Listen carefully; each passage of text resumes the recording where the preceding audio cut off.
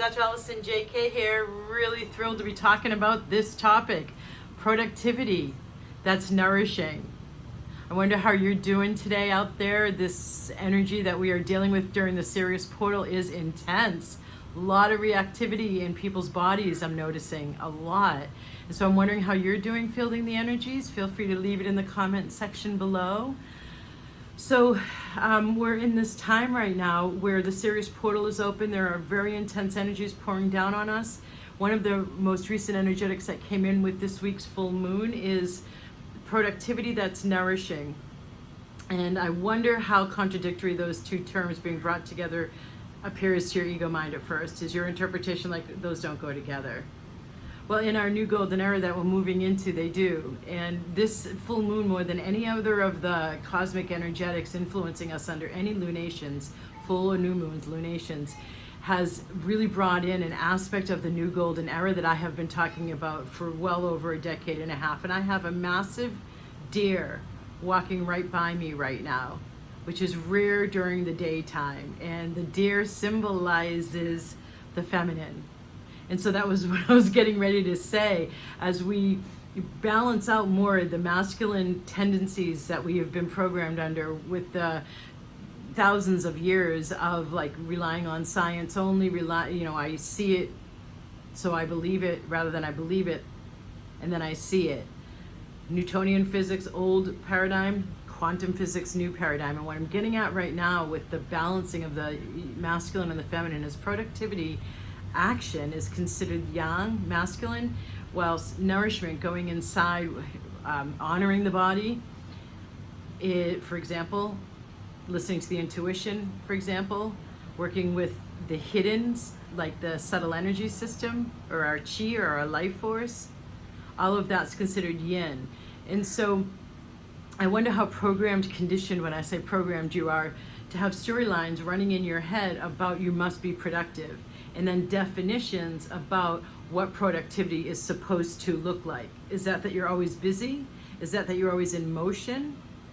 So manifesting with new skills is required now, and I just completed a 3-day challenge that was fantastic in bringing forward these new skills required for more successful and more easier and more consistent manifesting. And one of them is the ability to be able to observe your tasks for the day, observe your flow day in and day out, and notice if you're in that productivity hamster wheel where if I'm busy then I'm being successful, as like a surface level computation your logical mind makes, when in fact what I've been saying for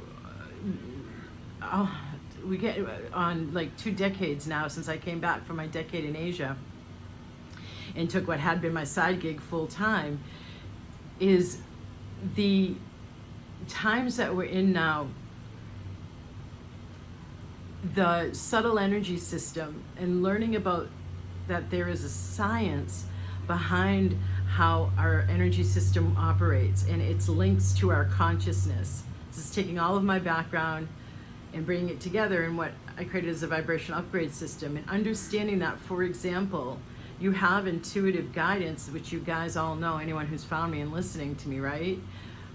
And then that intuitive guidance is a new awareness of a new possibility floating across your consciousness. And then what do? Do you ignore it? Are you so busy and productive on the surface that you just let it go by without noticing it? Or do you listen to it, maybe even ask it questions and interact with that piece of guidance and take action, inspired action based on it? Now, this may sound familiar to a lot of you who have been with me for years. What I'm getting at now, though, is how our subtle energy system is designed to be nourishing.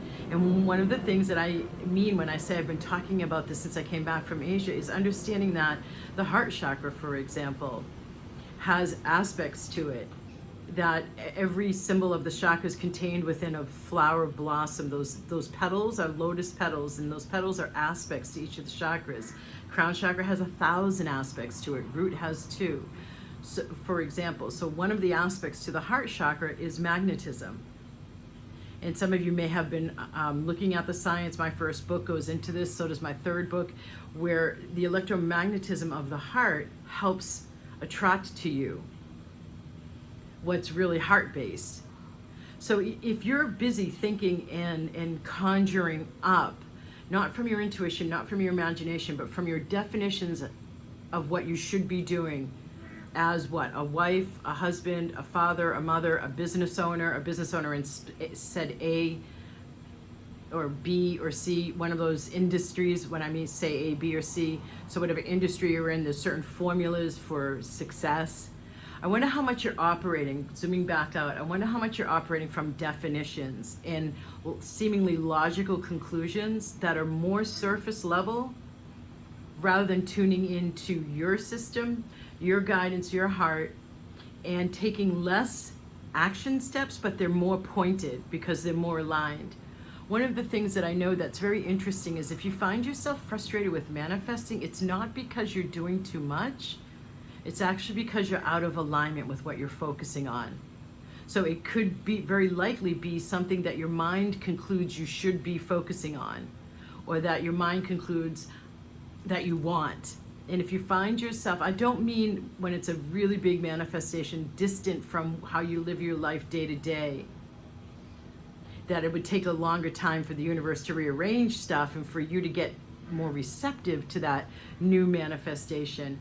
I'm talking about the ones where you feel like you're pushing against a wall, or you're not like really invested in it, and it's again heady. It has that pushing sense or forcing sense, like what you should be doing.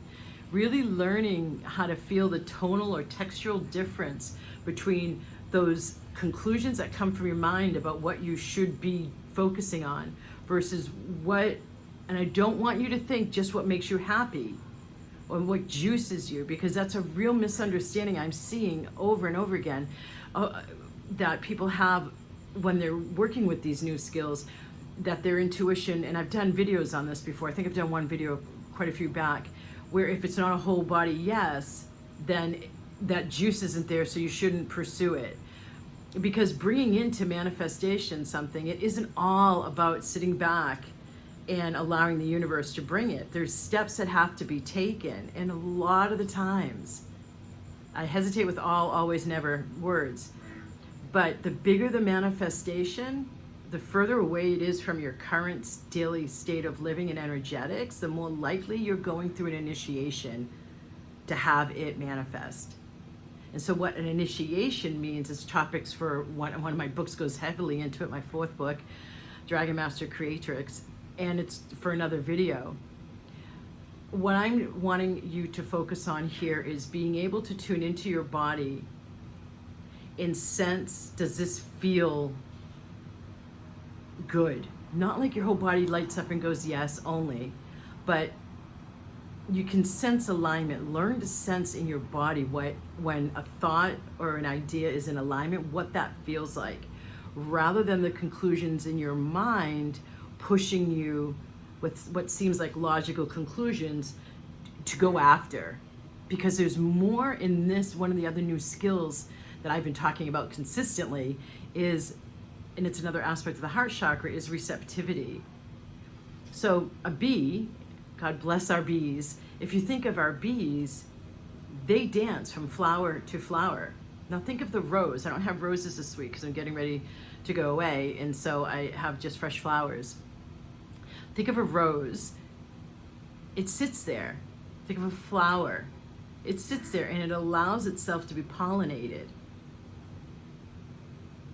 So instead of being like the bee, fluttering, fluttering, fluttering, going after your honey and your sweetness and your nectar, be like the rose or the fresh flower.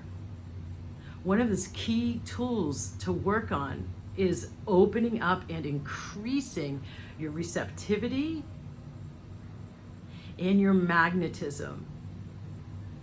This is what I have meant since I came back from Asia, and I've been talking about, if you understand that your subtle energy system is a science and you understand the science behind it and you work with it, life is meant to be and can be so much more elegant and easy and aligned so that you have these synchronicities that just blow your mind.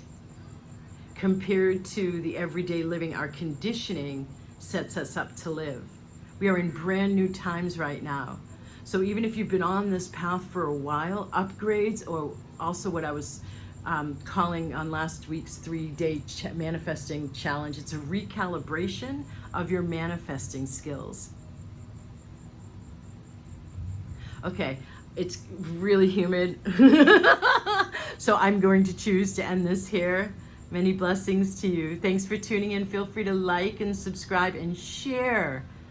I would love to save any of you feeling called to years of wasted energy and frustration and focusing on the wrong thing, so that more of us are up-leveled, and with that increased up-leveling of more of us, the collective is up-leveled, and we have an easier time moving into our new golden era. Namaste.